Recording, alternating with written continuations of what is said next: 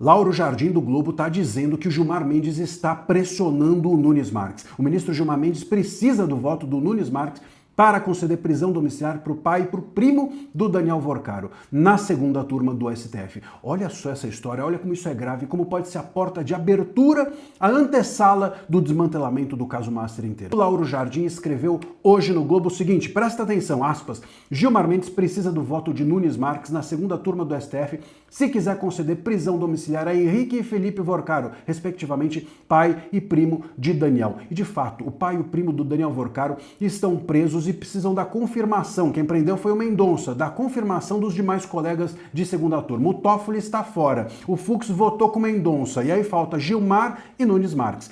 Se o Gilmar votar para liberdade provisória do primo e do pai do Vorcaro, e o Nunes também empata, dá 2-2, e o empate favorece o réu. Portanto, ele estaria na rua, ele estaria em liberdade. E aí é que entra o Gilmar buscando, ele pediu vista do processo e não vai devolver essa vista, é isso que o Lauro Jardim traz, não vai devolver essa vista até convencer o Nunes Marques, ou convencer o Nunes Marques a votar com ele, Gilmar, pela liberdade do primo e do pai do Daniel Vorcaro. Olha só a loucura que é esse caso e como isso pode ser, como eu mencionei, a porta de abertura para outras liberdades provisórias, até mesmo a do Daniel Vorcaro. Eu tenho dito aqui para vocês no canal que no ano que vem, com o ministro Moraes na presidência do STF, eles vão tentar desmantelar o caso Master. E essa porta de abertura será, ou provavelmente será, essa liberdade concedida a esses dois personagens. Se o pai e o primo do Daniel Vorcaro forem libertos pelo STF, por que não conceder também ao próprio Daniel Vorcaro? Com a presidência do STF nas mãos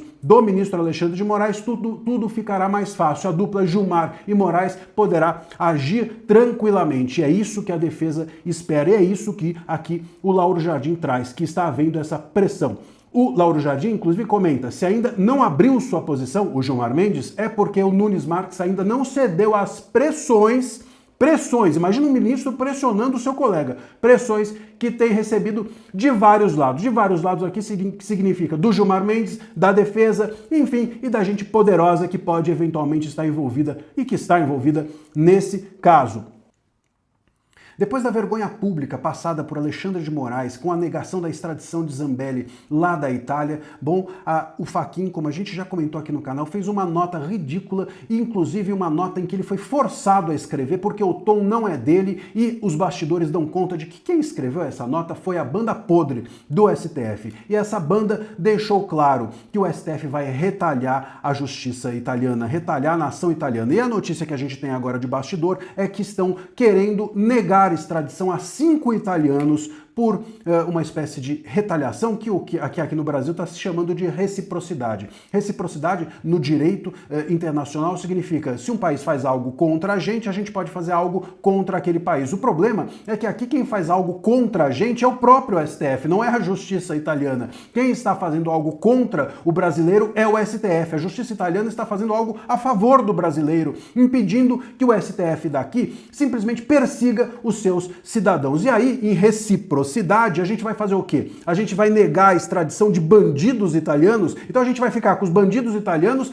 e as pessoas na Itália de bem ficam lá dentro. Quer dizer, os italianos ficam com as pessoas de bem que o STF persegue e a gente nega a extradição de bandido para a Itália. Essa é a reciprocidade. Isso não é reciprocidade coisa nenhuma. Isso se chama máfia. Isso se chama uma postura antidemocrática. Isso se chama vingança. Isso se chama tudo menos democracia. É uma vergonha a postura do STF em relação a Carla Zambelli, mas é pior ainda a reação dos ministros do STF, ou de uma ala de ministros do STF, pressionando o Fachin, mostrando que o Fachin não tem força nenhuma dentro da corte, e isso está agora cada vez mais claro. Nem será a primeira vez se houver essa negativa de extradição de bandidos italianos para a Itália, porque nós já fizemos isso em outras ocasiões. Lembram-se de que houve um búlgaro acusado de tráfico de drogas pela Espanha e nós aqui tivemos o Moraes soltando esse búlgaro com drogas por reciprocidade, depois que a Espanha negou também a extradição de, salvo engano, à época, o Oswaldo Eustáquio. Já aconteceu com o Oswaldo Eustáquio, já aconteceu a negativa com Alan dos Santos nos Estados Unidos, já aconteceu com a Zambelli. Quer dizer, o mundo inteiro está contra as decisões do STF e o STF acha que o mundo é que está errado. Meu amigo, vamos olhar para a realidade desse cenário direto ao ponto e sem rodeios.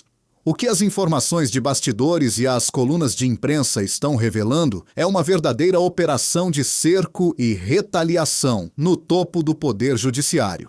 De um lado, vemos o desenho de uma articulação pesada na segunda turma do tribunal, onde a concessão de liberdades provisórias para familiares de operadores financeiros do caso Master pode abrir uma porteira perigosa para o desmantelamento completo das investigações. Relatos apontam que pedidos de vista estratégicos estão sendo utilizados como moeda de troca e pressão direta sobre votos de ministros indicados recentemente, evidenciando que a autonomia e a independência dos julgadores estão sob constante teste nos bastidores de Brasília. Do outro lado, meu amigo, o cenário de isolamento internacional após a recusa de extradição da oposição na Europa provocou uma reação de puro fígado e vingança institucional. Em vez de uma autocrítica técnica sobre as anomalias de processos onde o julgador atua como vítima, a ala mais influente da corte preferiu empurrar a presidência do tribunal a assinar um manifesto desastroso de retaliação. Falar em reciprocidade para negar a extradição de criminosos comuns de volta para a Itália não é diplomacia, é usar a estrutura de Estado como instrumento de birra política.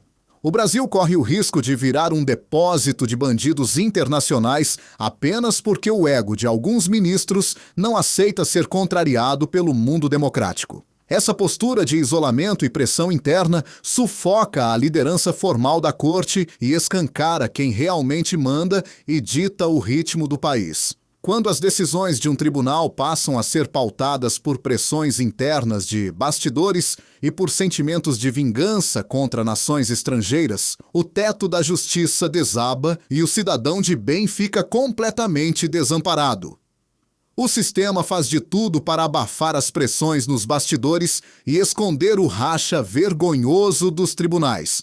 Mas a nossa missão aqui é chutar o balde e trazer a verdade nua e crua para o cidadão. Se você defende a independência real da justiça e o fim dos abusos, faça a sua parte agora. Se inscreve no canal, ativa o sininho de notificações e deixa o seu like para o YouTube entregar esta análise para milhares de patriotas por todo o país.